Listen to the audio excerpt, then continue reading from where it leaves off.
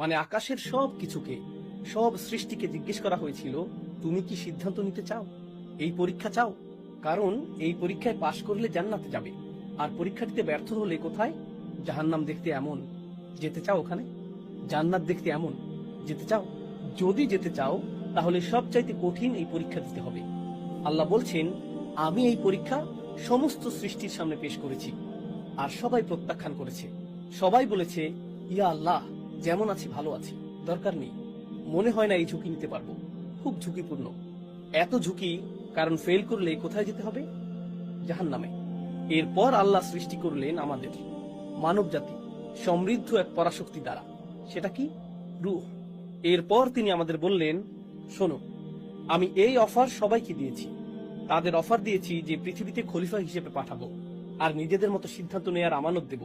কিন্তু অস্তিত্বশীল কোন সৃষ্টি আমার এই অফার গ্রহণ করেনি।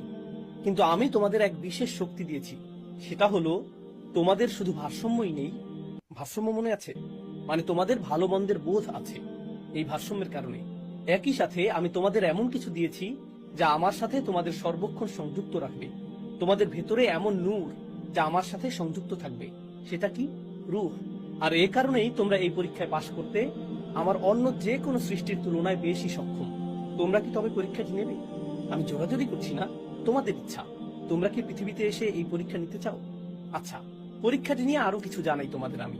যখন এই পৃথিবীতে আসবে, এই যে কথোপকথন হচ্ছে এখানে, যে পরীক্ষাটিতে পাশ করলে একটি বিচার দিবস আসবে আর তোমরা ওই জান্নাতটি পাবে, ওই যে। কিন্তু এই পরীক্ষায় ফেল করলে বিচার দিবসে তোমরা পাবে ওই জাহান্নাম। দেখতে পাচ্ছ? হ্যাঁ, দেখতে পাচ্ছি। আর তোমাদের শত্রু থাকবে এই পৃথিবীতে, যারা চাইবে তোমরা জাহান্নামে যাও। অনেক শক্তিশালী শত্রু থাকবে তোমাদের। কিন্তু আমি যা তোমাদের দিয়েছি, তোমাদের ভেতরের যেই ভালোত্ব আর যেই অভিদেব তোমাদেরকে, সেগুলোই যথেষ্ট হবে পরীক্ষায় পাশ করার জন্য। তোমাদের মধ্যে সমস্ত গুণ, সমস্ত সক্ষমতা ও সামর্থ্য দেয়া আছে, যেগুলো পরীক্ষাটি পাশ করার জন্য প্রয়োজন। আপনি আপনার সময়কে সুন্দরভাবে কাজে লাগাতে পারতেন, কিন্তু আপনি লাগাননি। আপনার এই সুযোগ ছিল, সেই সুযোগ ছিল, কিন্তু আপনি পুরোপুরিভাবে আপনার সময়কে কাজে লাগাননি।